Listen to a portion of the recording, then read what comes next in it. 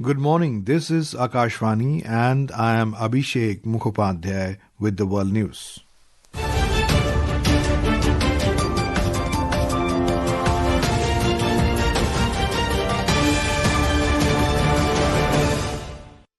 The headlines. UN Security Council to hold an emergency meeting tomorrow to discuss US military action in Venezuela. Venezuelan president and his wife to face trial on charges of committing narco-terrorism in a federal court in New York.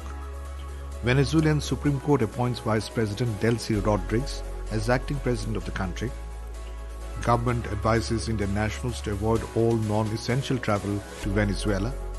And in under-19 men's cricket, India beat South Africa by 25 runs using DLS method in the first youth ODI in Benoni.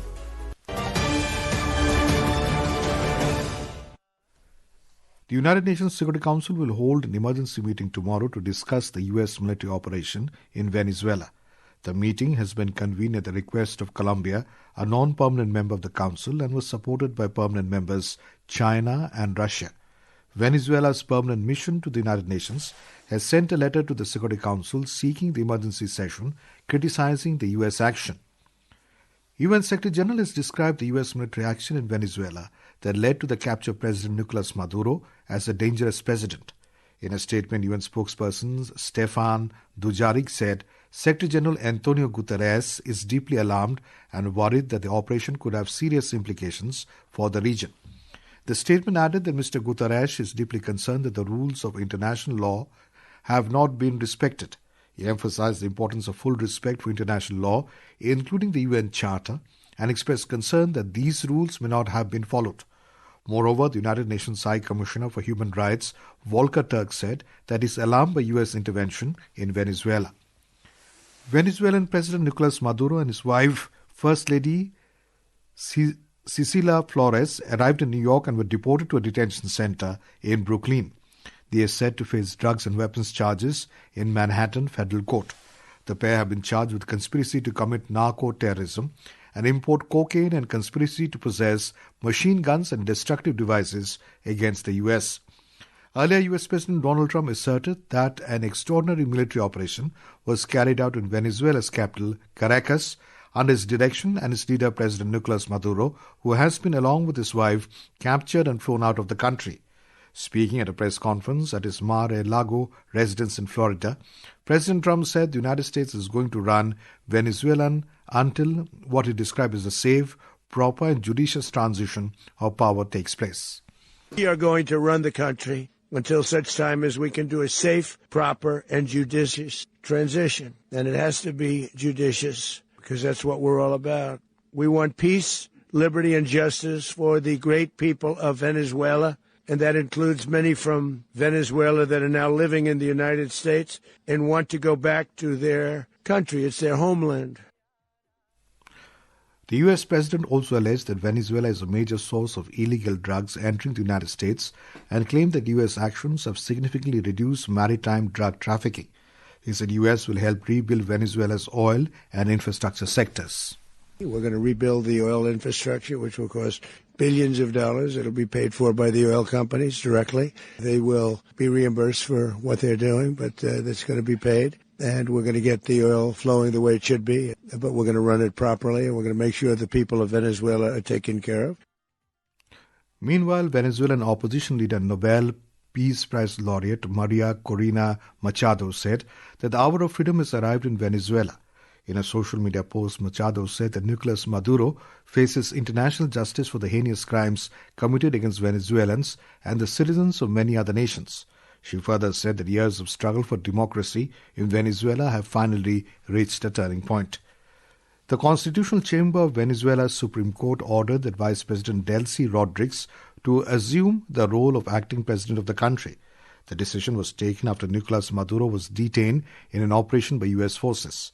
The court ruling said that Rodriguez would assume the office in order to guarantee administrative continuity and the comprehensive defense of the nation. The ruling added that the court will debate the matter in order to determine the applicable legal framework to guarantee the continuity of the state, the administration of government, and the defense of sovereignty in the face of the forced absence of the President of the Republic. External Affairs Ministry has issued an advisory urging Indian nationals to avoid all non-essential travel to Venezuela in view of recent developments. All Indians who are in Venezuela for any reason have been advised to exercise extreme caution, restrict their movements, and remain in contact with the Embassy of India in Caracas. The embassy's email ID is conscaracas@mea.gov.in and the emergency phone number is +58 412 9584 288. This is Akashvani and you are listening to the World News. We bring you the top international news and updates from around the globe.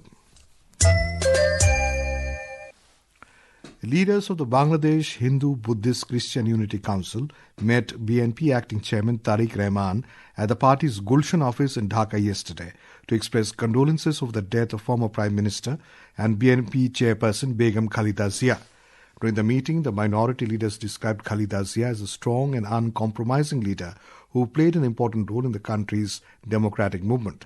The leaders also discussed growing concerns over recent incidents of violence against minority communities in different parts of the country. They presented Tariq Rahman with details of these incidents and submitted an 8-point list of demands urging the BNP to include them as commitments in its election manifesto. In response, Tariq Rahman said restoring law and order was essential to ensure public safety and rebuild democratic institutions. He said a functioning democracy was necessary to protect the rights of all citizens, regardless of religion or community. He added that he did not believe in dividing people into majority and minority, stressing that all citizens share the same identity as Bangladeshis.